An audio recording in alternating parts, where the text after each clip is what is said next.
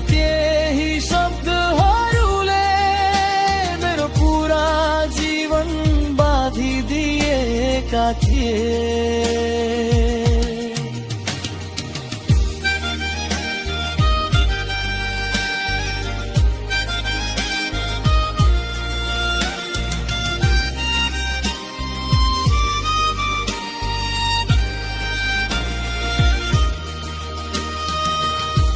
जस्तो कोही थिएन र अब कोही हुने छैन, किनकि केही मायाहरू फेरि दोहोरिँदैनन्। थाहा छ हाम्रो समय अब फर्कँदैन,